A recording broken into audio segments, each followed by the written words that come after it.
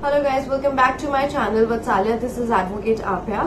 तो आज हम बात करने वाले हैं कि ऑल इंडिया बार एग्जामिनेशन 19 की प्रिपरेशन किस तरह से शुरू करनी है, कैसे करनी है। अगर आप शुरू कर चुके हैं तो अब शुरू करने के बाद आपको कौन सी बातों का ख्याल रखना चाहिए।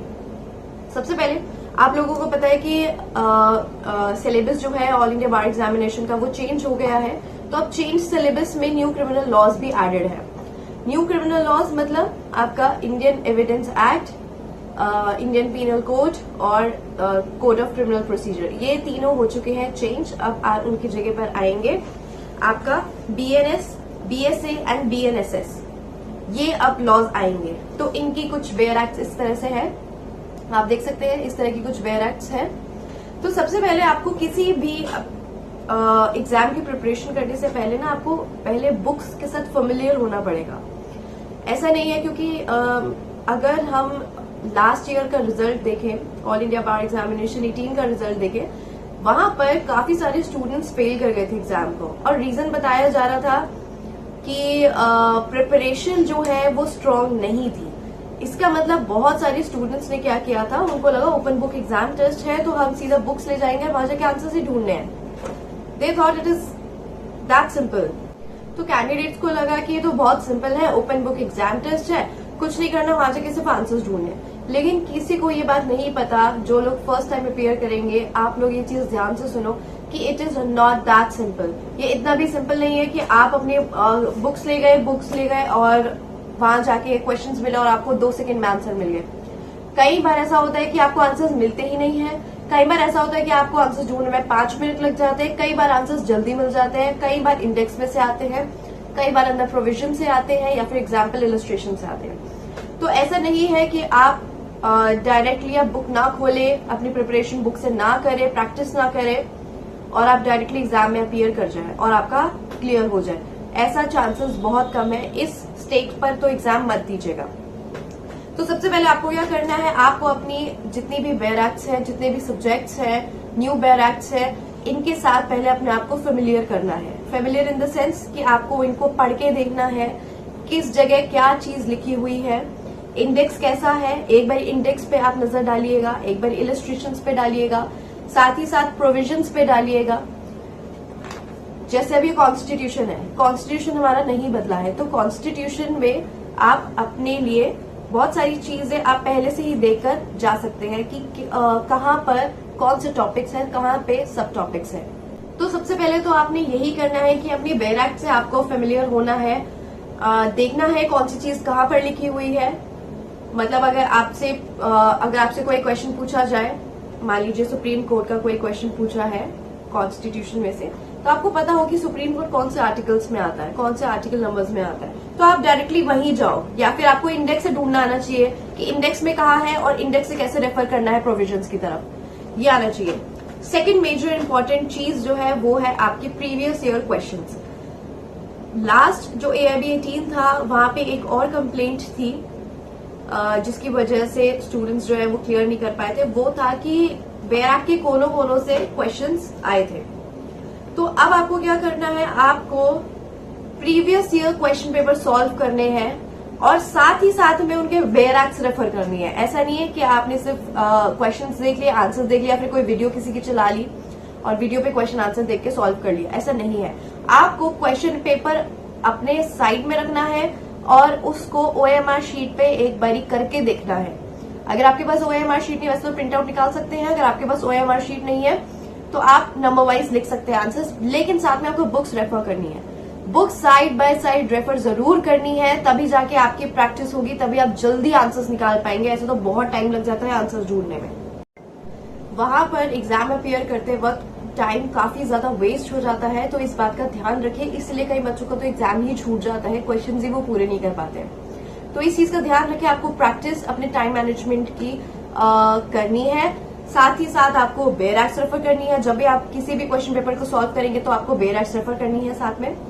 अगर आप बात करें CPC की, तो CPC और आपका BNS, BSA, ये सारे क्या है, कॉन्स्टिट्यूशन, ये सारे मेजर सब्जेक्ट्स हैं और काफी हैवी वेटेड सब्जेक्ट्स हैं।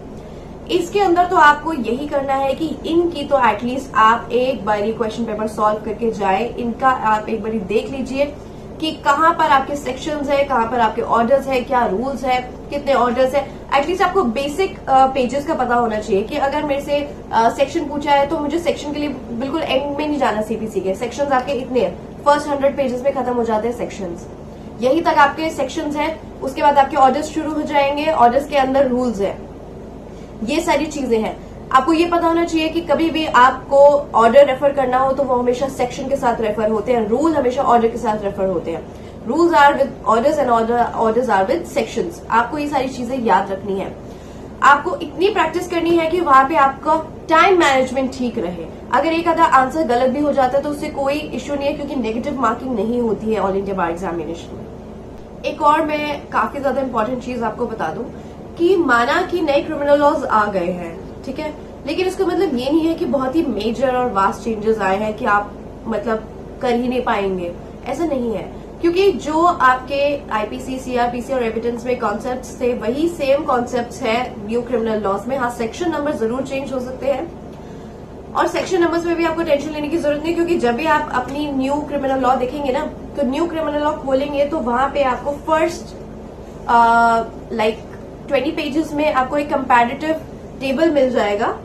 आप ये देख सकते हैं जहां पे आपको पुराने to new criminal laws, old to new criminal laws का एक टैब्यूलर फॉर्म है और एक new criminal law to old criminal law का टैब्यूलर फॉर्म है। तो आपको ये सारी बेयर एक्ट्स में मिल जाएगा। तो इसमें आपको सेक्शन नंबर की भी टेंशन नहीं है, सेक्शन नंबर ढूंढने की भी कोई इश्यू नहीं है, क्योंकि यहाँ पे सेक्शन नंबर सारे के सारे जो दिए हुए हैं। साथ ही साथ में इसके अंदर जो कॉन्सेप्ट है, मेजर कॉन्सेप्ट, वो तो उनमें कोई चेंजेस नहीं है, वो एज इट इज बिल्कुल सेम है। लाइक जो पहले थेफ्ट था आज भी वही सेम डेफिनेशन है थेफ्ट की, same definition is of murder, same definition is of every offence, सारे ऑफेंसेस की सेम डेफिनेशन है। बहुत माइन्यूट चेंजेस है, जैसे इलेक्ट्रॉनिक एविडेंसेस, अगर एविडेंस की बात करें तो इलेक्ट्रॉनिक एविडेंसेस में थोड़ा सा चेंजेस है, वो इतने इंपॉर्टेंट नहीं है।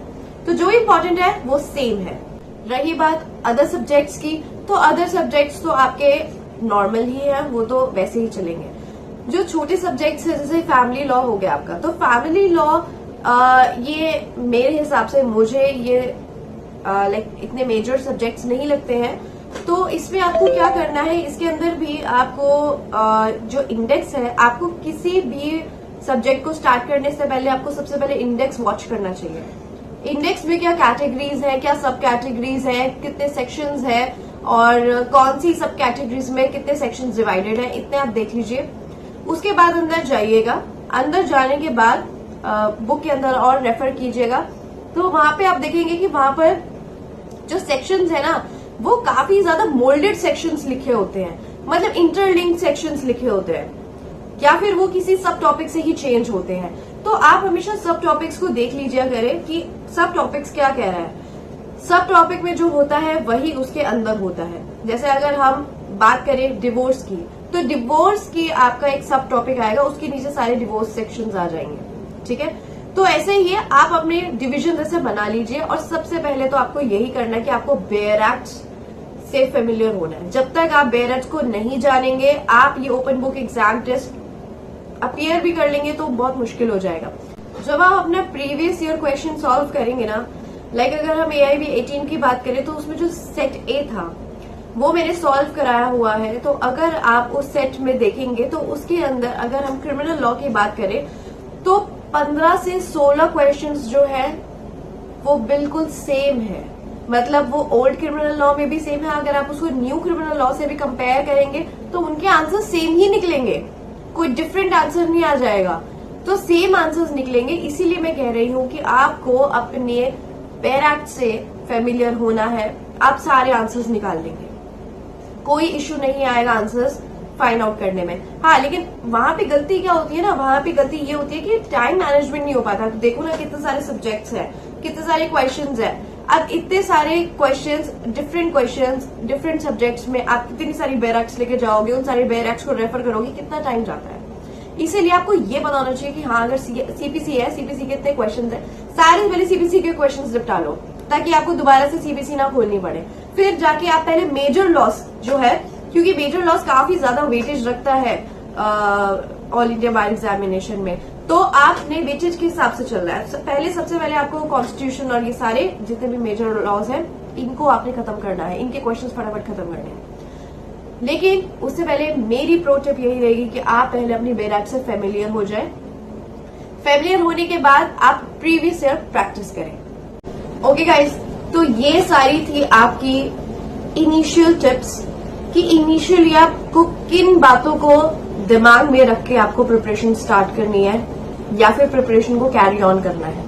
सबसे पहले आपको यही पता होना चाहिए कि आपको किस पाथ से चलना है। ये नहीं कि सीधा किताबें उठाई और फर्स्ट सेक्शन से पढ़ना शुरू कर दिया, नहीं। वहां पे आपको टाइम मैनेजमेंट देखना है, वहां पे आपको अपनी स्किल्स यूज करनी है। हार्डवर्क की इतनी ज्यादा जरूरत नहीं है। ओपन बुक एग्जाम टेस्ट है तो आप उसका फायदा क्यों नहीं उठाते हैं? आप ये क्यों सोचते हैं कि ये आपका नॉर्मल एक प्री क्वेश्चन पेपर है, कि कोई बुक्स नहीं है, कुछ नहीं, आपको जाके अपना दिमाग अप्लाई करना है, ऐसा कुछ नहीं है। आपको अपनी स्किल्स अप्लाई करनी है और वो स्किल्स हमने आज तक बताते आए हैं ऑल इंडिया बार एग्जामिनेशन को क्लियर करने के लिए, और अभी बताएंगे, आगे भी बताएंगे। आपने देखा होगा ऑल इंडिया बार एग्जामिनेशन 15 से लेकर अब ये ऑल इंडिया बार एग्जामिनेशन 19 आ गया है। इट्स बीन मेनी इयर्स कि हमारी वीडियोस से आप लोगों को फायदा होता आ रहा है। हम बहुत सारी टिप्स एंड ट्रिक्स वही बताते हैं जो एक्चुअल में वहां काम आती है। अगर मैं आपको ये काफी ज्यादा टिप्स दे दूं कि आप ये पढ़ के जाइए, वो पढ़ के जाइए, ये भी पढ़ ले, वो भी पढ़ ले, ये टॉपिक भी, वो टॉपिक भी, इससे कोई फायदा नहीं होने वाला। वहां पे आपको घरागिरी नहीं करनी है, वहां पे आपको स्मार्ट वर्क करना है। हार्डवर्क की जरूरत नहीं है। It's an open book exam test, you guys know this. So guys, ऐसे ही काफी सारी प्रैक्टिकल जो एडवाइसेस है वो मैं आपको देती रहूंगी। All you have to do is you have to subscribe this channel and you have to share this video to all your friends who are going to appear in All India Bar Examination 19। आपको channel को subscribe करना है और अपने friends को video share करनी है। And please do like this video and if you have any questions then you can comment down below. So thank you so much guys for watching this video. Thank you so much.